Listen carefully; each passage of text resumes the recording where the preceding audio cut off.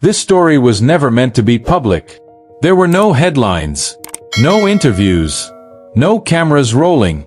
Just a movie star, a long drive, and 12 kids who believed they didn't matter. And what happened next quietly changed every one of their lives.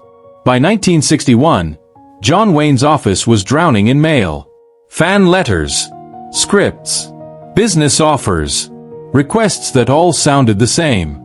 Most of them never made it past his assistants. A signed photo went out, a polite response followed, and the letter was forgotten. But one envelope didn't fit the pattern. It wasn't flashy. No studio logo. No fan art. Just a plain envelope with a Montana postmark and handwriting that looked careful, almost nervous. Inside were 3 pages of lined notebook paper, written by a schoolteacher named Margaret. She taught 12 students in a one-room schoolhouse, ages 6 to 14. Ranchers' kids. Miles from anything most people would call important. Wayne started reading casually. Then he slowed down. Margaret explained that her students studied his films to learn about American values. Courage. Honor. Standing up for what's right. The part that made him stop cold came next. They didn't even have a projector. So instead of watching his movies, the children read his scripts out loud. They acted out the scenes themselves. Cowboys, soldiers, gunfights, speeches. All imagined. All performed from words on a page. Wayne read that line twice. He'd made dozens of westerns. He'd never thought of them as lessons. Never imagined kids learning about the country from dialogue meant for entertainment. At the end of the letter were 12 short messages. Each one written in uneven, childlike handwriting. Some barely legible. All sincere. You're the bravest cowboy. You never give up. My dad says you're a real American. Wayne folded the letter and didn't say a word. But instead of tossing it aside like the rest, he put it in his desk drawer. And that's when everything changed. Later that day, Wayne pulled the letter back out. Not because of the praise. He'd heard that his whole life. Not because of the fan mail. That part came with the job. It was one sentence he couldn't shake. We study your films to learn courage, honor, and what it means to be American. Wayne leaned back and stared at the ceiling. For decades, critics had argued over his movies. Some loved them.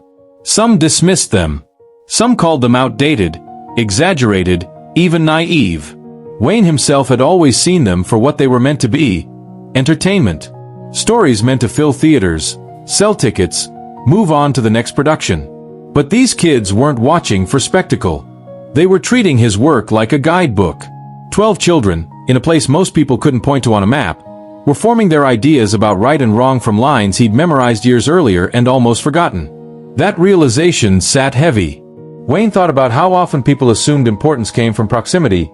Big cities, big studios, big audiences. And yet here were kids learning life lessons without even seeing his face on a screen. No projector. No sound. Just words and imagination. That's when he picked up the phone. Not to his publicist. Not to his studio. And definitely not to the press. He called his business manager. And what he asked for next wasn't publicity. It was something much more personal. Wayne didn't ask how the story would play in the papers. He didn't ask if it would help his image. He asked one simple question. How much would it cost to get them a good projector? His business manager paused. A real one wouldn't be cheap. Film prints alone cost money. Shipping would take time. None of it made sense from a business standpoint. Wayne didn't care. He told him to get the best projector available. Then he made another request. Not random titles, not whatever was lying around, but a hand-picked list of films. The ones that actually meant something. The stories that showed grit, loyalty, and standing your ground when it mattered. No announcement followed. No studio memo. No photo op. Wayne wrote a check and left the name line blank. No John Wayne Foundation. No signature meant to impress. Just money, equipment, and film reels addressed to a small school in Montana. Then he sat down and wrote a letter. Not to a fan. Not to a teacher alone. To all 12 students. He didn't lecture them. He didn't talk down to them. He told them what he believed, that courage wasn't about being fearless, that honor mattered most when no one was watching, and that being American didn't depend on where you lived. When he finished, he sealed the envelope and moved on to his next film. No interviews. No follow-up calls. As far as the world was concerned, it never happened.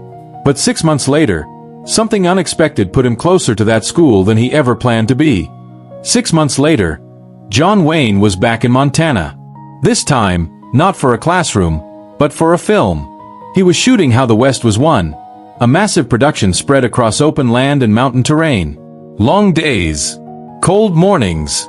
A crew that felt like a small city moving through the wilderness. Then one afternoon, everything stopped. Rain rolled in. The set shut down. No filming. No schedule. Just time. While the crew played cards and waited it out, Wayne grew restless. Sitting around had never been his thing. That's when a thought crossed his mind. The school. He asked his assistant where it was. Roughly 80 miles away. Back roads. 2 hours, maybe more. His assistant tried to talk him out of it. It was his day off. The weather was bad. There was no reason to go. Wayne didn't argue. He got a car and drove himself. No entourage. No security. No press tagging along. Just a rental car cutting through Montana roads toward a one-room schoolhouse that wasn't expecting company. When he arrived, class was in session. Through the door, he could hear children reciting lines. Familiar lines. His lines. Wayne knocked. The room went silent. The teacher opened the door, looked up, and dropped the book in her hands. Standing there wasn't a character from a screen.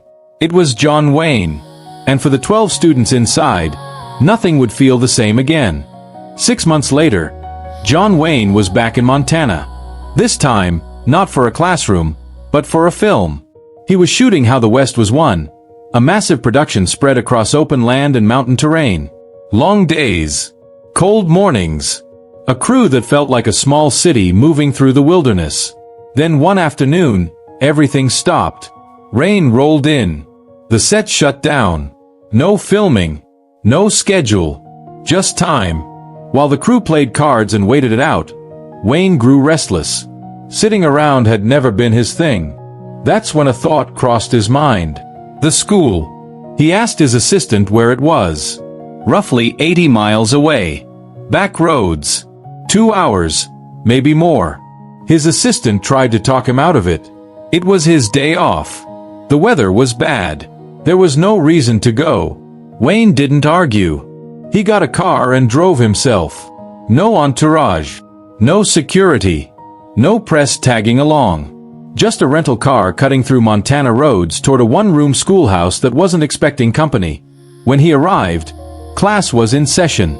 Through the door, he could hear children reciting lines. Familiar lines. His lines. Wayne knocked. The room went silent. The teacher opened the door, looked up, and dropped the book in her hands. Standing there wasn't a character from a screen. It was John Wayne. And for the 12 students inside, nothing would feel the same again. John Wayne drove back to the film set and never mentioned the visit. No stories. No bragging. No quiet hints to reporters. As far as he was concerned, it was just a day off spent the right way. But the moment stayed with the kids. Especially the boy who asked the question. Years passed. The small town stayed small. Life moved forward the way it always does in places most people overlook. School. Work. Responsibilities. Choices. That boy grew up. He finished high school. Went to college. And when he had every reason to leave Montana behind, he came back. Not as a visitor. As a teacher. He stood in front of classrooms filled with kids who looked just like he once did. Ranchers' children, quiet kids, students who assumed the world wasn't paying attention to them. And when he taught, he passed on the same lessons he'd learned that afternoon. Courage matters. Honor matters. And no one is nobody. Sometimes he even rolled out an old projector and showed the same kinds of films. Not because they were perfect, but because stories have a way of reaching people where lectures don't. Decades later, long after John Wayne was gone, that boy finally wrote about what happened. And when his words were printed, they revealed just how far one quiet afternoon had traveled. The article ran once in a small local paper. No national attention. No viral moment. Just a simple headline about a childhood memory that never faded. But for the people who were there, it brought everything rushing back. Especially one of the students. She had been the little girl with braided hair. The one who called John Wayne the bravest cowboy. She kept the photograph from that day, the only one ever taken, framed in her home for decades. In it, 12 children stand in front of a weathered one-room schoolhouse. Their teacher is off to one side. John Wayne stands on the other, not in costume, not posing. Just a man in work clothes. His hand rests on the boy's shoulder. Everyone is smiling. That photo followed her through life. She showed it to her children, then to her grandchildren.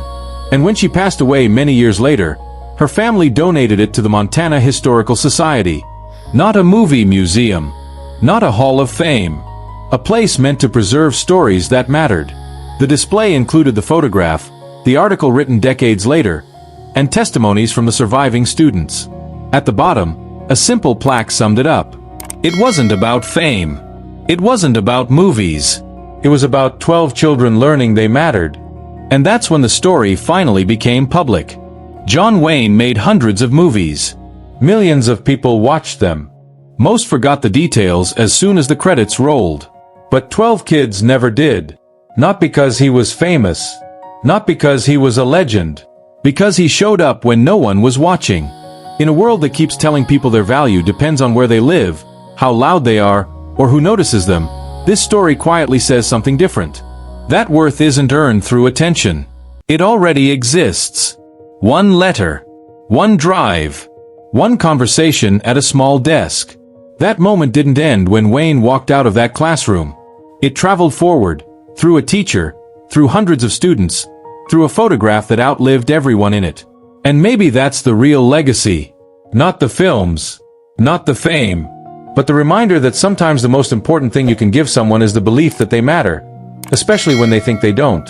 And stories like this only survive if they're passed on.